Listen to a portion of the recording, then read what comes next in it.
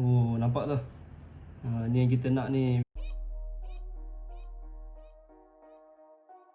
Assalamualaikum guys. 2-3 hari ni sejuk semacam ke area saya ni. Rasa nak makan je. Hari ni kita nak buat frozen egg tempura. First off kita nak buat tempura dulu Nak buat simple tempura. Macam mana? Kita nak masuk telur dulu. Baking soda sikit. Baking soda ni nak bagi dia apa, berbuih-buih nanti berangin, dia akan jadi tempura tu akan jadi light very light and bila goreng nanti dia crispy Chicken stock untuk flavor sikit. Not too much and then sedikit garam. Okey, bila nak buat tempura ni rasa dia, selalu kalau kat Jepun ke kat overseas ke, kalau nak buat tempura ni diorang pakai beer. Jadi ini saya nak pakai ais krim soda. Pakai soda sebab dia berkarbonat. Jadi kita harapkan bila kita whisk nanti dapat dia punya buih-buih very airy tempura tu. Bila kita goreng dia lagi crispy dan ringan So kita akan masukkan ke dalam ni dan sambil tu kita whisk. Too much, kita cuba whisk dulu.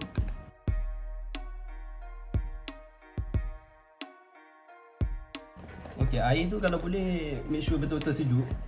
Bila sejuk dia akan jadi lagi crispy. Selalu kalau tempura ke jemput-jemput apa semua ni, kita nak masak kita mesti akan kena restkan dia kejap. Jadi dekat sini saya dah ada yang saya dah buat awal-awal dah siap dah. Saya dah rest dia sikit, nampak lagi likat Kalau nak warna dia rasa nak bagi lawa sikit, boleh letak serbuk kunyit sikit.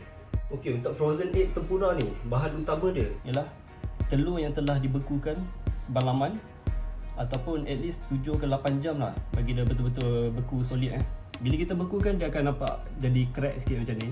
Tak apa, memang dia akan crack kalau beku. Jadi kita nak kupas dia. Kita kupas macam ni je. Kalau rasa susah sangat nak kupas, kita boleh lalukan air sikit atau redam air sekejap. Sekejap je.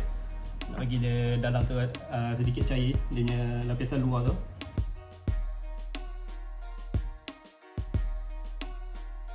Frozen egg tempura ni guna untuk apa? Kita boleh makan macam tu je untuk snack. Kita boleh makan dengan mayonis, dengan sos tomato, kicap ke, ataupun kita boleh makan dengan nasi atau nasi goreng letak atas dia tu. Ni rupa dia lepas kita dah kupas. Seloknya sebelum kita nak goreng tu, kita simpan dulu dalam freezer bagi dia tak basah atau blender macam ni. Dekat sini saya ada 6 biji yang saya telah kupas terlebih dahulu dan kita dah masuk dalam freezer. Macam ni rupa dia. Okay, kita tengok telur kita ada di sini. Apa kita nak buat? Kita nak coating dulu dengan tepung. Selutnya kita pakai tepung jagung atau tepung beras Kita tak nak bagi dia basah sebab benda ni dia beku kan. Cover dia macam ni. Dekat tempura ni kita boleh tenggelamkan dia. Okay, kalau rasa tak nak guna tangan, kita pakai sudu macam ni.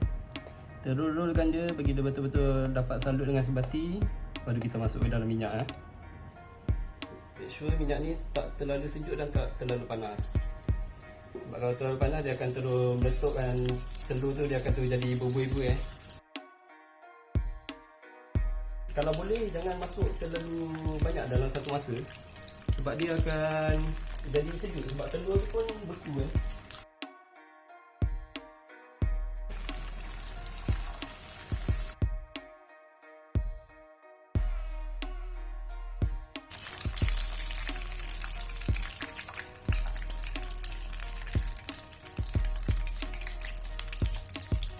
Kalau masuk dalam minyak ni biasa dia jadi berkerak macam ni. Nanti kita boleh sama ada kita boleh trim sikit, potong sikit, ataupun kita patah-patahkan je sikit kalau nak bagi nampak lawa sikit nak serve.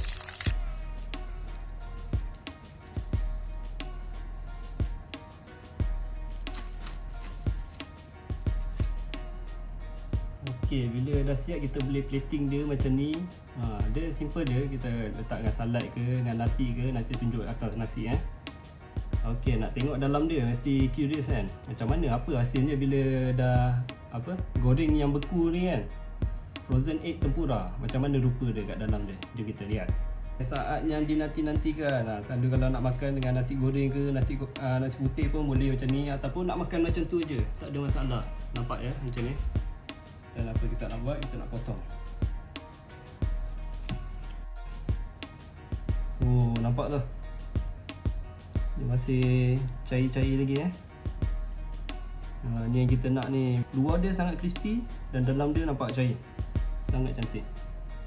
Nampak dalam dia macam soft boil. Jadi boleh nampak kita punya frozen egg tempura. Very simple. Nampak tadi kita punya snack ni. Nampak pelik tapi menarik kan? Kalau rasa nak makan nasi goreng ke apa, nak makan sedap sikit, boleh cuba ni. Dia luar dia crispy. Kalau tempura tu, tempura batter tu pandai buat, dia lagi crispy dan light di luar tu. Lepas tu dalam dia cair-cair macam ni bila kita dah potong kan. Okey, dah penat syuting kan, kita nak makan pula. Ciao.